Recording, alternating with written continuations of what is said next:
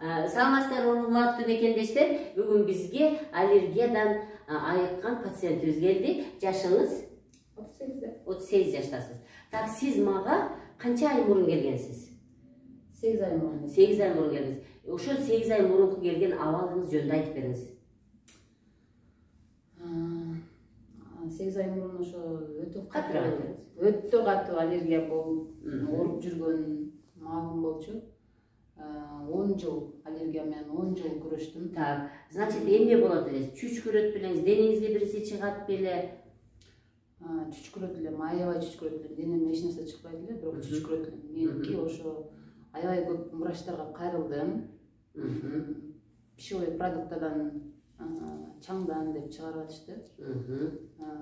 Көп жерлерге бардым, анализдердин түрүн тапшырдым, уколдордун түрүн алдым, таблеткалардын түрүн иштим. Кайсы жактарга бардыңыз текшерилгени? Мен ошо Москвада жүргөнүмдө башталган. Москвада частный поликлиникаларга да бардым, гос поликлиникаларга да бардым.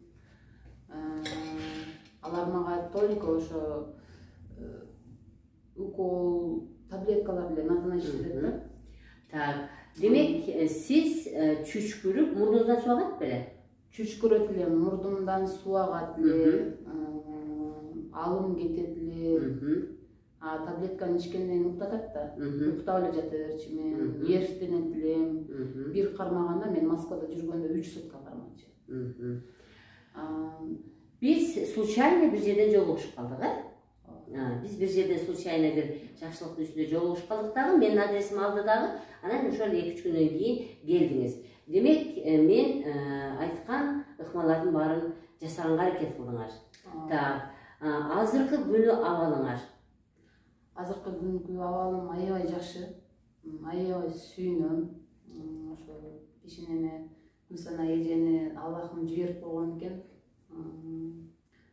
Кадимки эле адамдардай болуп жашап калдым.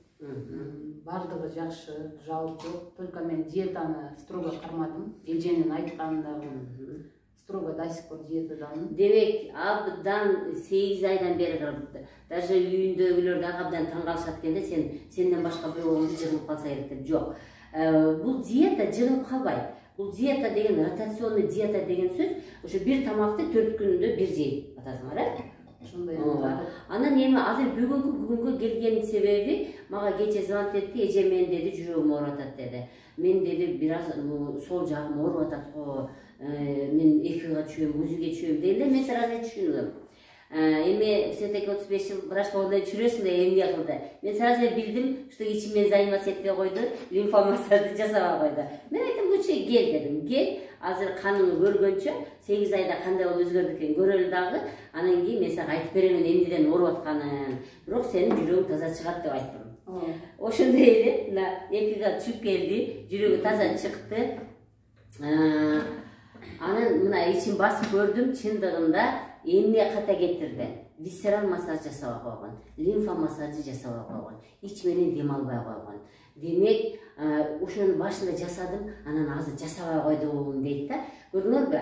Тамак менен ошо пищевой аллергияны кетирди, бирок ичегилердин кызарып турганын кетире албады да. Демек, биз адамдар өзүбүз ичибизди басып, мен ошон үчүн айтам да, 70% өзүңөргө байланыштуу. Күнүгө жасагыла, күнүгө 100гө чыгасызбы, 120га чыгасызбы, 90га чыгасызбы? Күнүгө жасаш керек, күнүгө курсакты басыш керек, күнүгө дем алыш керек, күнүгө безди жасаш керек. Мына, азыр ичим бассам ооруйт. Албетте, ичегилер кызарып турат. 8 айда биз ошол аллергияны чакырган паразиттерди, аллергияны чакырган гриппкилердин санын азайткан менен 6 метр ичегинин кызарганын кетире элекпиз эле. Өттүн кызарып турганын кетире элекпиз. Өттү жакшы кууганга биз массаж жасабай койгонбуз. Демек, азыр дагы мына мен катуу неме берем, приказ берем, значит, ичти жасаш керек, лимфа массаж жасаш керек, ич менен дем алыш керек. Ар бир тамак ичергенде мен тамашалап айтып коем, ай кокуй, өтүм чык, мен азыр тамактанамын. Кана сен мага өтүмү чыгарып бер, уйку безимби чыгар деп өзүңөр ар бир тамак жерин астында оң кабырганын астын түрткүлө деймин. түртүп, өтүңөр менен сүйлөшүп, окуу безиңер менен сүйлөшүп, сокту чыгырмайынча ал бизге жакшы тамак сиңирип бербейт. Демек биз сөзсүз түрдө бир күндө 4 мал тамактанасызбы, бир күндө 2 мал тамактанасызбы, 3 мал тамактанасызбы, обязательно сөзсүз такай өтүм, сен менин азыр тамагым жакшы эртип бер, окуу безим чык, мен тамагым жакшы эртип бер деп, ушул оң кабырганын астын сөзсүз түрдө түртүп туруп гана тамак ичкеле. Анан тамак ичкенден кийин эле 3 мүнөткө колду көтөргүлө. Кече күнү бирөө келет, уялам да. Эмнеден уяласыз? Сиздин ден соолугуңуз жакшы болгон жемчү уяласыз. Андай болсо бекинип бир жерге барыңыз дагы түртүп берип отуруп иче бериңиз. Кафеге барганда эмне кылам? А кафеге барганда бекинип барыңыз дагы пальто шарта жеткен жерге барып, бекинип мындай жасап келип тамак иче бериңиз деп айттым. Демек, сөзсүз түрдө ар бир адам тамак ичердин астында өтүн түртүш керек экен. Тамак ичкенден колду көтөрүш керек экен, ич менен дем алышты үйрөнүш керек экен. Бул диафрагмальный дыхание деп бергенмин. Жана курсакка органдарды күнүгө түртүш керек экен. Түнү менен сиз жаттыңыз, ал органдар эчтеке болуп кыймылдабай жатты. Эртең туруңуз дагы органдар тургула, кыймылдагыла. Сиз жөн эле чуркайсыз мына. Көрдүңүзбү? Чуркайсыз, бирок ичиңиздеги органдарды камалбайсыз да. Ошон үчүн чуркап келиңиз, пожалуйста, чуркайсызбы, бассейнге түшөсүзбү, йогага барасызбы, фитнеске барасызбы. Бул жак мага айтат, фитнеске барам. Жок, фитнеске 3. Анан дагы бир кошумчалай кетчү нерсе бар. Кыргызстанда дагы көп жерлерге бардым. Бишкек, Жалал Абад, Ош, айыкпадым да. Менин аллергиям круглый год кармайт болчу. Жана өйдө да айтып кеткендей Москвага бардым, эч жерден айыкпадым. Анан ошо Кусана эже мага Кудай жөнөттү окшойт, ушул жерден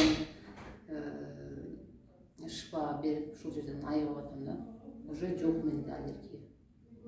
Так, демек сиз фитнеске барам деп атасыз да? Жок, фитнесте адам жөн эле колу буту булчуңдары кыймылдайт да, өйдө ылдый болот, бирок висцерал массаж бул абдан башкача да болчу. Бул деген сөзсүз түрдө ошол органды түртүш керек, ошол органды кыймылдатыш керек, ошол органды 1 мүнөт басып туруш керек. Демек, висцерал массаж бул абдан башка нерсе да, сөзсүз түрдө ким физкультуранын кайсы бир түрү менен займасы эткен менен висцерал массажды сөз кошуш керек. Демек, мен сизди 4 айга жөнөтөмүн. Висцерал массажды жасашыңыз керек, лимфа массаж жасаш керек, диафрагмаль дыханияны жасаш керек, тамак ичердин астында сөз түрдө өтүн түртүш керек. Ай, өтүм тур, азыр мен тамак ичемин. Тур, окуу безим кыймылда, чыгарып бер, өтүм чыгып бер, мен азыр тамактанам деп оң жакты сөзсүз түрдө түртүш керек, анан барып тамак ичиш керек. Тамак ичкенден кийин албетте 3 мүнөт колду көтөрүп туруш керек экен. Жакшы, абдан жакшы. Мен ким жакшы болгон болсо, мен ошолордун баарын өздөрүнө айтам да. Сиз азаматсыз депчи. Азамат, бул деген эрк керек. Ар бир адамга эрк керек. Мага келген адам эрктүү болсо, ал жакшы болуп чыгып кетет. Эрки жокпу? Баштайт, кайра таштап коет да, жакшы болбостон дарыны, алтын таблетканы, алтын уколду издеп жүрө берет. Демек, адам өзүн жакшы кылыш үчүн только өзү күрөшүш керек экен. 4 айга барасыңар, 4 айда бардык мен айткан нерсени жасайсыңар дагы, 4 айдан кийин дагы көрөбүз. Саламатта калыңыздар.